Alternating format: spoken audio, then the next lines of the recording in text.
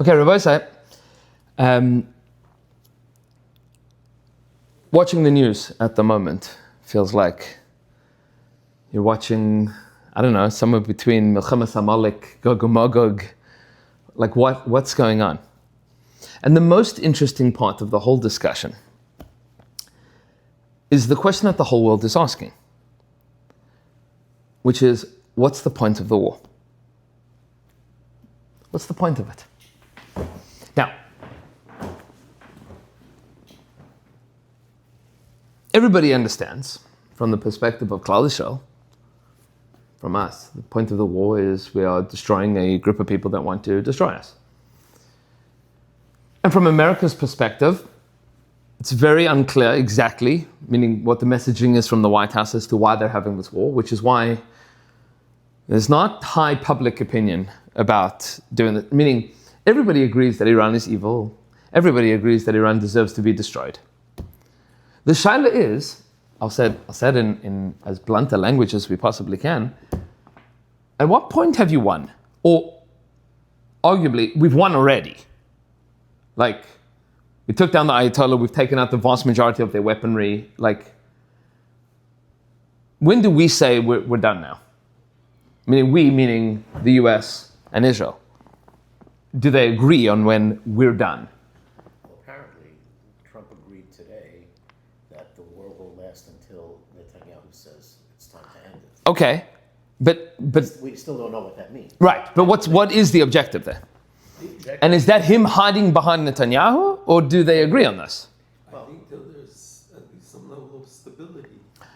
So- It means like another person is not going to come up and just be the same thing. I think it's more than Yeah. that. I think you have to make sure that there's no chance that this seed can grow again. Sure. Where So do they end at? right. Meaning so. After people Yeah. blow up every building. Who knows, right? Meaning that's the point. And at some point in time, the American appetite for this is not going to be so chazak. But it might well be. See, here's the interesting thing. With Hamas too. Right. Here's the interesting thing, though, is that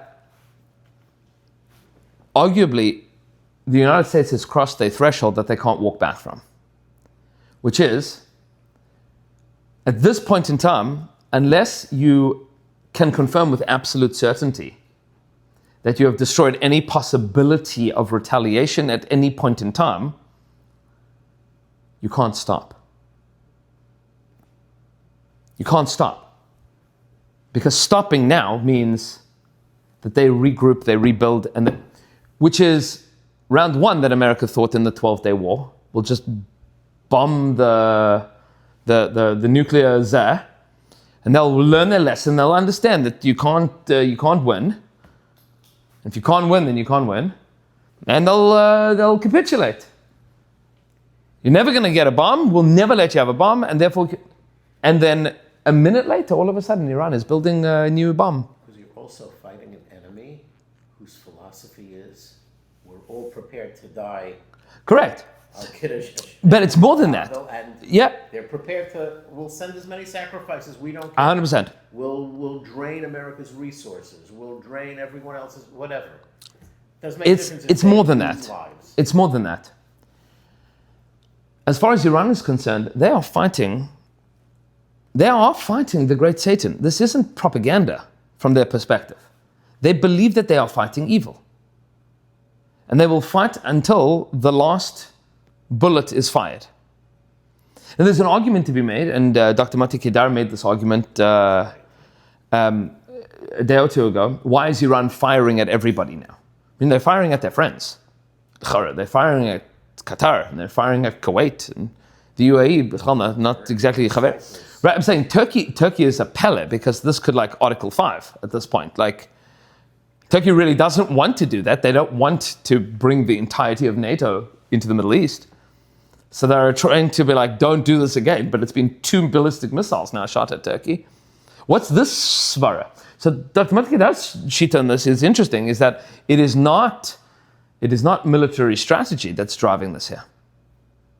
What's driving this here is fundamentalist Shia Islamic philosophy, which is either we will bring the Mahdi, the Mashiach of Islam, Either we will bring him through converting the world to Islam, or by forcing the hand of Allah in total chaos.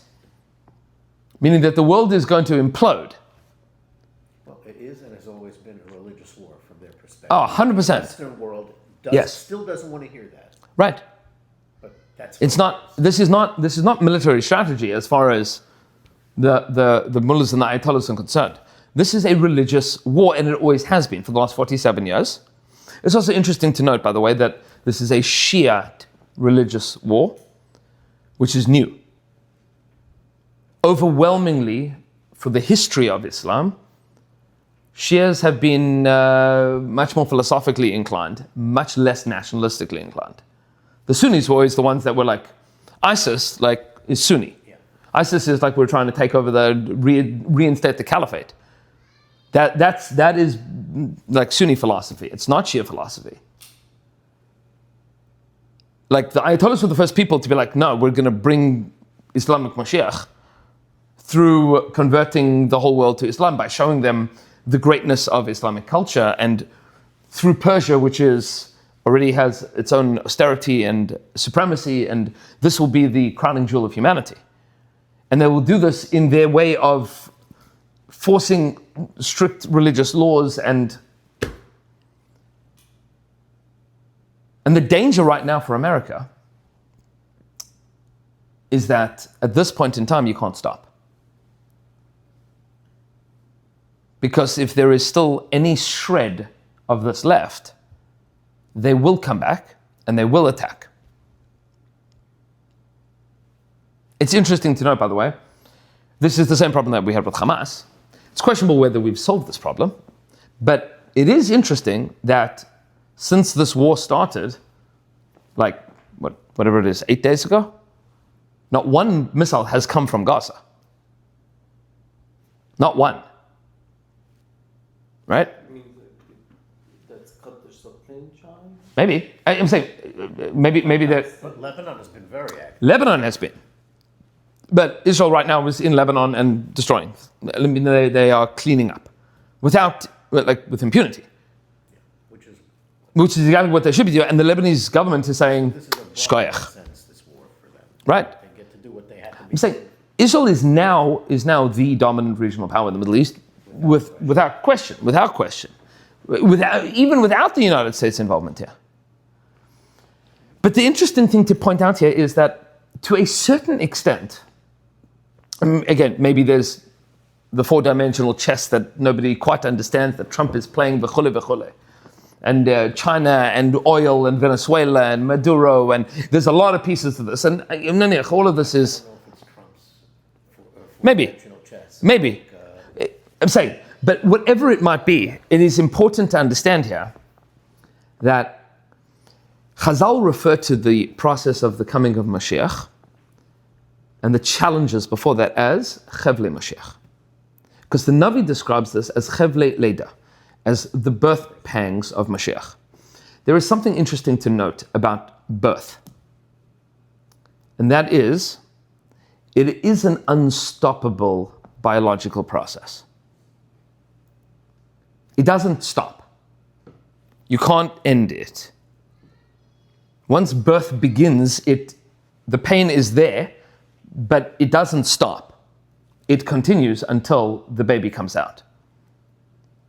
Fundamentally, functionally, like the human body does not stop that process. It cannot. And the mashal that the Nevi'im have, that Chazal spent a lot of time exploring and explaining, this idea of Chevle Leida,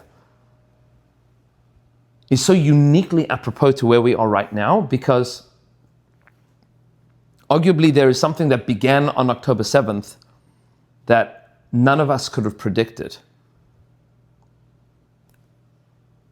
But every step of it has almost been, have we played chess here?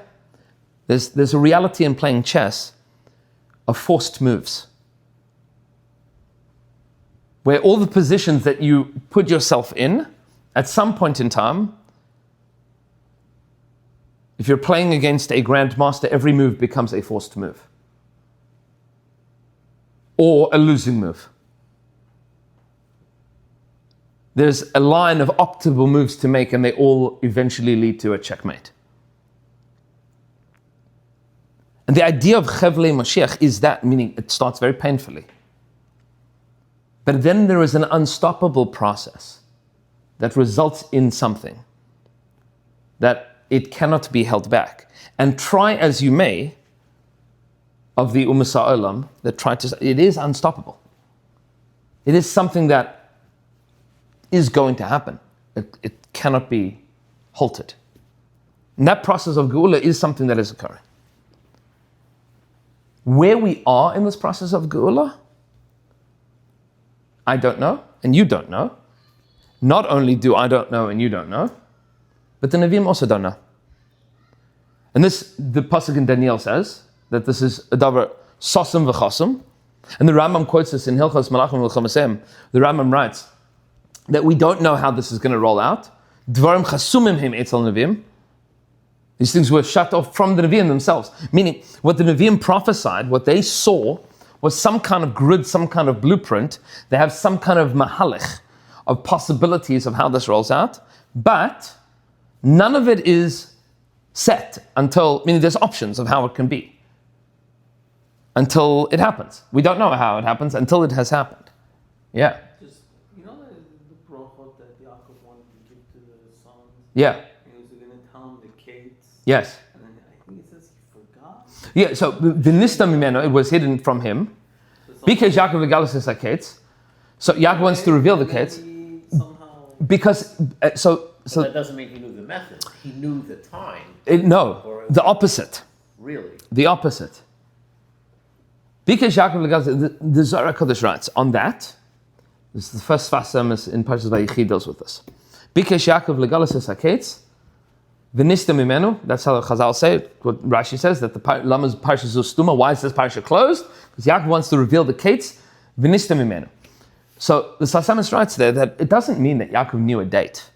And that Yaakov, and then Hashem said, because that's not how Nevuah works. If you know something, then you know it. Meaning that's the idea. If you know it's going to be at this day, at this time, so then even if HaKadosh Baruch Hu takes away his Ruach HaKodesh, takes away his Nevuah, so he still knows the information. Right? Meaning what Yaakov wanted to show his children was to peel back the layers of Galus, to be able to show them the path from here to there, so that Galus wouldn't exist by them. Meaning if you saw with clarity the direct road from here until Geula, so then Galus by definition no longer exists. Right? Meaning, Well, it doesn't bother you. right, because you know that this is all part of the process. You understand how all of it's part of the process. And we don't understand how it's part of the process. And the Nevi'im had an inkling of it, and Yaakov wanted to show that inkling to his children. And HaKadosh Baruch Hu said, no, you cannot reveal that to them. Because the purpose of Galus is to get through that. You have to get there. If they reach the Madrega of Nevi'im, that HaKadosh Baruch Hu reveals these things to them because it's good for them and good for their children, good for the world, for pieces of this to be revealed, then good. And this is the Sfas Emes deals, and this is a big mahalach within the Sfas Emes there, that this is the difference between Emes and Emunah. Emes means, I know the truth. Emunah means, I believe that someone else knows the truth. Meaning, I get on a plane because I have Emunah. My emunah is that the guy at Boeing that designed it knows Emes. Right? If he doesn't know the Emes, we're all in trouble. Right? then I shouldn't be on the flight. He needs to know how the plane flies and why the plane flies and that the plane's going to fly. I need to trust that the guy that made the plane knows what he's doing. That's called emunah. And in that case, that's emunah's chacham. Right? That I believe that the guy at Boeing knows what he's doing. Yaakov Avinu wants to reveal the emes to his children, and he cannot. So that's what the Zohar says, that he was megale b'derech nistam. That he revealed it to them in a hidden way. That he said to them, Chavra, I know that I see this, and HaKadosh Baruch Hu has told me that I cannot share it with you. I can't share that perspective. You have to earn that yourself, because that is your process of going through your galus. And then once you see it, then you'll see it. But you should know in the meantime that it is seeable, because I can see it. I can't reveal it to you. Because that Legalis HaSaketz doesn't, it's not a date. It's a perspective. The broad perspective. Which is why, even throughout Jewish history, that tzaddikim and Nevi'im have revealed dates, in theory. None of it was like, this is when it has to be. It was a perspective of this is a possibility and an opening that we could do something if we were. All of this is possible. All of this is a possibility. And I'll share with you, because this is important to know, just kedai to understand Bichlal. Then in Sefer Daniel, at the end of Daniel, where Daniel gives dates, and how many days and years, maybe times, months, whatever. So I think it's Ibn Shwib, one of the Taminim of the Rashba, writes there, that according to the way that he understands it, the Kates that Daniel is describing is after the year 6000. Comes to 6016, I think. So this is also possible. We don't exactly know what kinds of years we're talking about here. We shouldn't, I say this, for the Chaver that are like, no, it has to be by the year 6000 because the Gemara in Sanhedrin. Yeah, it's true. But it's also maybe not. That's also a date. And the point of it is to understand that there are always possibilities of openings of Geula and that we are in this process. And it is absolutely fundamentally clear that we are within this process. This is the process that we are going through.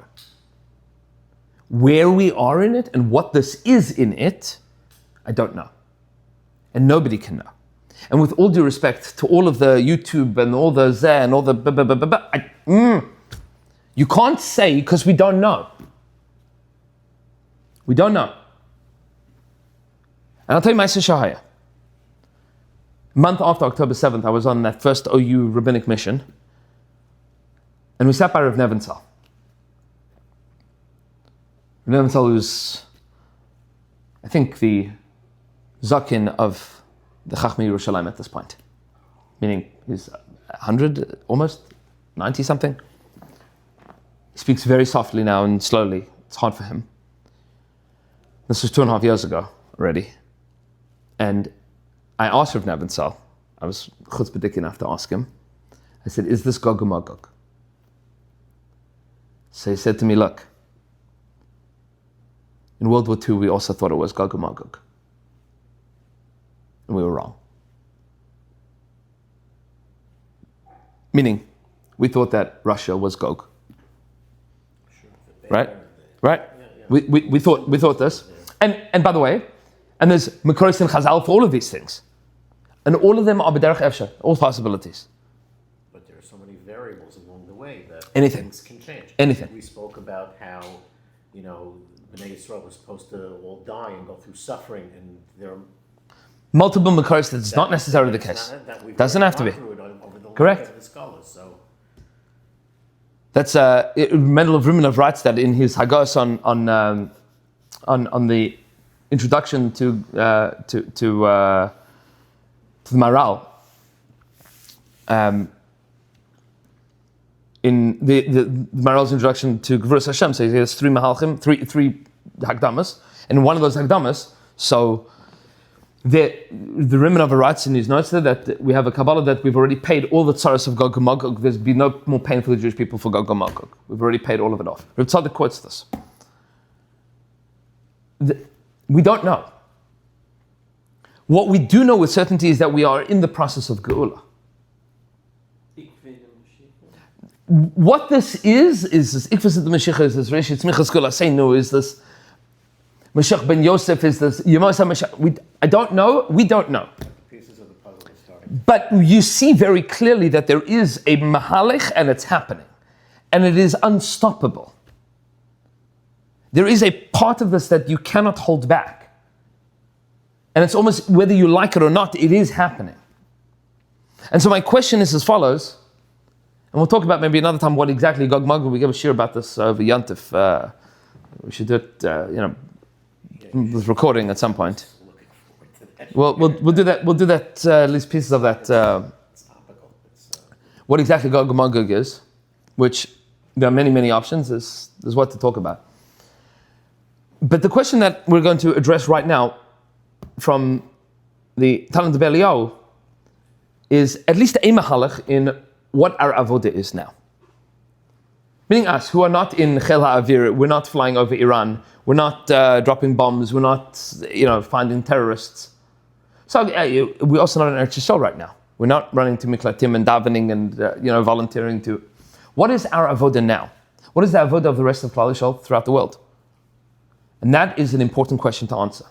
And I'll give you a perspective. Again, the timelines of this, I don't know.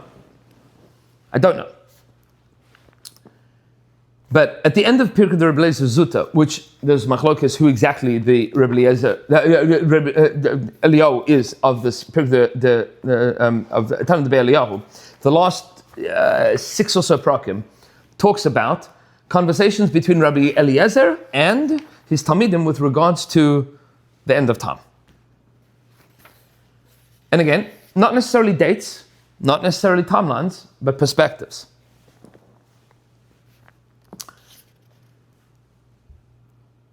And there is a perspective that is important to understand. Says the Talmud Be'Eliyahu Zuta, this is in the middle of Perek Chaf Aleph. Ba'isa Shah, at that point in time, meaning at the point in time of some piece of the Geula process, where Hashem is, this is the great Yom Hadin, where Hashem is judging the whole world. The nations of the world, all of the different Ummas Ha'olam, all of their gods, and the Jewish people were also part of this Yom Hadin Hagadol. Ba'isa Shah, at that point in time, maybe HaKadosh Baruch Hu as Elilehem Shel Hagoyim. At that point in time, Hashem is going to bring all of the Avodah Zarah, all of the idols of the nations of the world, V'noisen Bahem Ruach Uneshama, and is going to put into those idols, those Avodah Zarah, Ruach Uneshama. It's going to bring them to life. It's going to bring them to life. What means this? They're going to be coming to life. They're all going to come to life. It means pashtus, that they are going to be real for people once again. People, right now, Avodah Zarah is like very passé. But it's coming back. Right? You're seeing that the Jewish people are being accused of witchcraft again. And people are saying that there's like satanic rituals that are going on. I mean, the word of Avodah Zarah is waking up again. Right. That's Gewaldic, right? But the world of Avodah Zarah, meaning we went from a world of paganism to a world that was like Christianity and Islam, and paganism is on the rise again. Big time. Hashem's going to bring all of the old Avodah Zarah and give them Ruach Neshama. It's going to bring them back to life. People are going to start being interested in all of these ancient things. Why? Va'omer HaKadosh Baruch Hu. And HaKadosh Baruch Hu is going to say to the people and their gods, Yavru kol umma v'umma hi upesel shela al hagesher shel Gehanim. You are welcome, you gods and nations that serve them, to walk over the bridge of Gehanim. Whatever this bridge of Gehanim is, l'chara, this is Rabbi Nachman's Kol ha'olam kulo gesher tzar me'od. It's a very narrow bridge. We'll see that Lashon coming up in a bit. Don't frighten yourself. It says, Va'az yavru kulam. And they all start going over the bridge. Kevan shemagim al teicha. And once they get onto this bridge, yeh hagesher lifnem k'mechut. The bridge turns into a string. Tiny little thread. Impossible to stand on it. And they all fall into Gehenna. All of these Elilim, all of these false gods, and all of those that serve them. Meaning, there is this reinvigorating of all of these ideologies and ideas, and you see that this is happening. All of these like philosophies that are like being reignited. People are like looking back to old pagan practices and old pagan gods. This, by the way, there's a lot to speak about this, which we're not going to talk about now. But the whole return to like naturalism is very deeply embedded in this.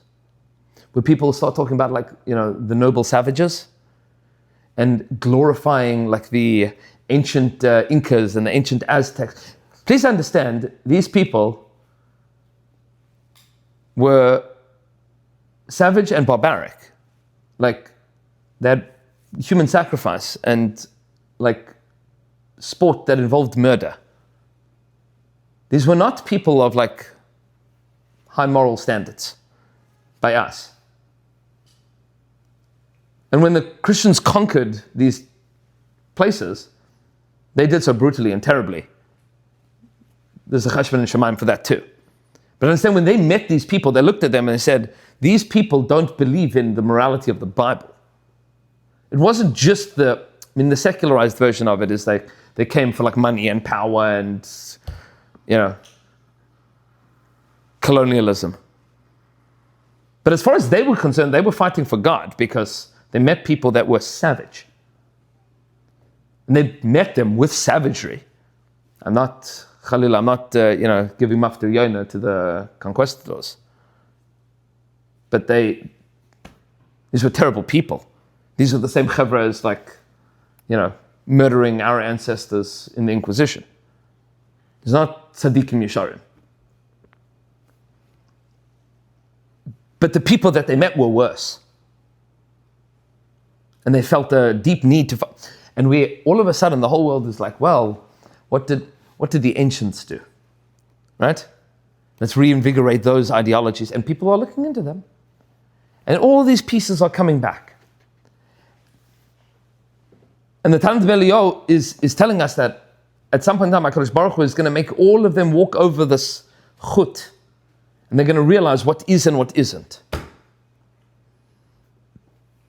And when they all plummet into Gehenna, when they realize the fallacy of everything and how all of this just brings literally hell and destruction and negativity and trauma and hatred and destruction. And the Jewish people look down and go, what? Look at all of this. And the Jewish people are now terrified. And they say, Ribbon Shalom, Master of the universe, maybe that's going to be us too. Maybe we're also going to plummet into Gehenna. And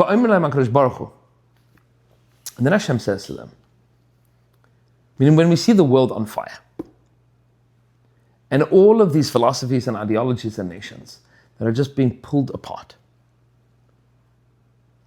We say Europe is falling to pieces, and American politics divides between blue and red and falling to pieces. And suddenly, the Islamic world falling to pieces. And Africa, Bichlal, I don't know if it ever wasn't falling to pieces. And China and Taiwan and India and Russia and Ukraine. I mean, when you see all of this, the Jewish people goes, Ribbon Shalom. Maybe that's going to be us as well. Here's the key. And Hashem says to them, Mi atem, who are you? That's the question. Because Baruch Hu looks at us and says, who are you? So what's the answer? And we say before him, Anachnu amcha v'nachlascha Yisrael. We are your nation, your inheritance, the Jewish people. The whole world is falling to pieces. You see, this is mamish happening right now. Klal Yisrael is screaming out, Ribbon Shalom. We're yours, we're yours. This wave of tshuva that's sweeping Klal Yisrael, Medinas Yisrael, certainly. People are like, Ribbon Shalom, we're yours. Hashem says to them, Mi me'id aleichem. Who will testify for you? Who will testify that you are mine? The Jewish people now say to Hashem, I'll tell you who will testify for us. Avinu Abraham. Abraham. We're descendants of Abraham. Abraham Avinu Ya'id Aleinu. He'll testify that we're yours. Because what's the terror that the Jewish people are facing right now? Is we're saying we're yours, but are we? Have we been the people that are supposed to be your people? Miyad kare HaKadosh Baruch Hu Avram va'omela. HaKadosh Baruch Hu calls Avram Avinu and says to him, No, Me'id atalehem shehein ami va'ani Elohim. Do you testify that this is my nation and that I'm their God? V'yomer lefanav, and HaKadosh Baruch Hu is asking this to Avram Avinu. Avram is going to say back, Ribbono shel olam, lekach amarti li, did you not say to me, v'gam es hagoy asher ya'avdu dan anochi, that the nation that will that will enslave the Jewish people, I will judge. What's Avram Avinu saying? You told me that my children will be strangers in a strange land, and that you will judge their oppressors. Are these people not oppressed? They've been oppressed. We've been plenty oppressed. Avram Avinu says, Ribbono shel olam, we had a deal. If my children have been oppressed, you said that they're yours. That was the bris. That's it. That's bris ben Hasarim. You promised me that my children will be the ones that are oppressed. You will judge their oppressors. So these are the children. These are they. And then HaKadosh Baruch Hu says, there's an implicit question here, but there's plenty of people that have been oppressed. So we need more. Is there anybody that can say more? Is there anybody that can say more? Plenty of people have been oppressed. But not for that long. Okay. Not continuously. Sure. But oppression apparently is not enough to define yourself as Hashem's people. And that's the key here. Hashem says, who are you? And there is one answer of the Jewish people, which is, you are a Jew as defined by, if Hitler would have killed your parents. The definition of a Jew to the state of Israel is this definition. We are the oppressed. And HaKadosh Baruch Hu says that's not enough. Oppression does not make you my people. If the only reason that you're Jewish is because of anti-Semitism, that's not enough. Is there anybody else? Amru lefanav. Avinu Yitzchak Yid Aleinu. Yitzchak Avinu is going to testify for us. Miad Kurli Yitzchak, Hashem calls Yitzchak Avinu. Va'omer, and he says to him, Meid ata Eleihem shehein ami va'ani Eleihem. Do you testify that these are my people and that I'm their God? Va'omer lefanav, and he says, Ribbono shel olam, lekach amarti li, didn't you say to me, Ki lecha ulezarecha etein es kol haaretz Yisrael, that I will give to these people, to you and to your descendants this land? So what's happening here? I'm saying, Ribbono shel olam, we're the people that came back to Eretz Yisrael. We're the people building up the land of Israel. We're the people of the land. This is it. Now there's an implicit problem here because it's true. It's true, you have risen from anti-Semitism and you've come back to the land. Yeah, but Yishmael also says that the land belongs to them. Right? And Esav also wants a piece of the land. So HaKadosh Baruch Hu says, okay, good. So the definition of Judaism is not that you have survived anti-Semitism. And it's not that you live in the land of Israel. Both of those things are true, by Avram and by Yitzchak. But it's not enough. Is there anybody else that can do more? Because Yishmael could say that this is me. And Esav could say this is me. We've all been oppressed. We all want the land. Yaakov is going to speak for us. So he calls Yaakov, he says, do you testify that these are yours? Meaning that these people are my people, that I'm their God? And Yaakov is going to say, Ribbono shel olam of the universe, did you not say to them, you will have no other gods before me? Who did you say that to? V'heim amru lefanecha b'chol yom shnei pamim shma Yisrael Hashem Elokeinu Hashem Echad. Is there any other group of people in the world that throughout all of their history have been screaming twice a day, every day, Shema Yisrael Hashem Elokeinu Hashem Echad? That there is nothing that we believe in other than HaKadosh Baruch Hu. We've never, ever, ever put our faith in anything else.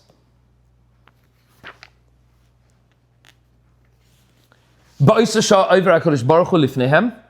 At that moment, Hashem comes in front of the Jewish people. V'Yisrael amoy acharav. And then the Jewish people follow behind him. Shenema the pasuk in Micha vayaver malcham lifnehem v'Hashem b'reisham. That Hashem, their king will go before them. Vayaver malcham lifnehem. Their king will go before them, and Hashem will be at their head. This is the return of Jewish sovereignty of Melech HaMashiach, the Jewish people following behind HaKadosh Baruch Hu. And what Chazal are telling us here is very important. Is in this tkufa when the world is on fire, and the Jewish people are saying, what happens to us? HaKadosh Baruch Hu has a question, which is, who are you? And there is an attempt at an answer that says, to be a Jew is to be somebody that has survived or that has been subject to anti-Semitism. And Hashem says that's not enough. Maybe to be a Jew is to be somebody that is part of Eretz Yisrael, Medinas Yisrael, building up the land of Israel. I'm an Israeli. And HaKadosh Baruch Hu says it's not enough to be an Israeli.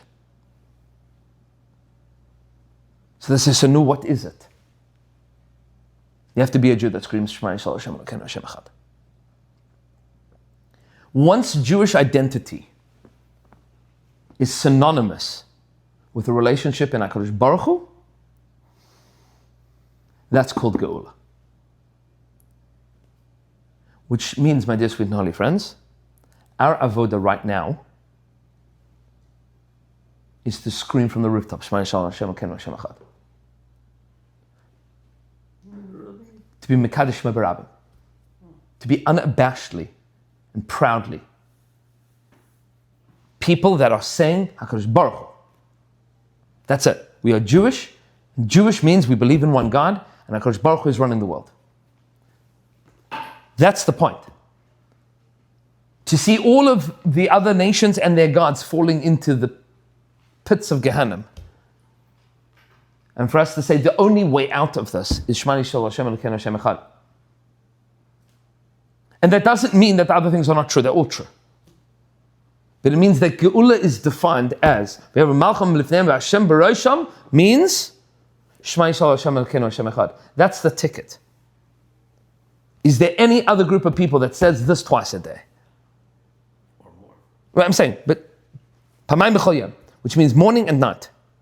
When things are good, that's morning. Like that's when things are bad. To be screaming, no matter what, it's one God. It's one God in the days of the Beis HaMikdash, and it's one God in the Churban. It's the same God. Hashem Elokeinu Hashem Echad. And HaKadosh Baruch Hu is running everything. That avoda, that essential avoda, that's the ikar. And if we can figure out how to make that avoda much more than fighting anti-Semitism, much more than standing for Israel, again, which are that's most of the avoda of our generation, to fight anti-Semitism, to stand with Israel. But that's only stage 1 and stage 2. Stage 3 is Shema Yisrael Hashem Elokeinu Hashem Echad. This doesn't invalidate everything. Of course, everything is beautiful. It's all kedai. But until we are getting to that point that Klal Yisrael is saying that there is nothing else other than HaKadosh Baruch Hu, that's our koach. Until we get there, we have not reached Geula. Pesach Yom Shel Tzitz.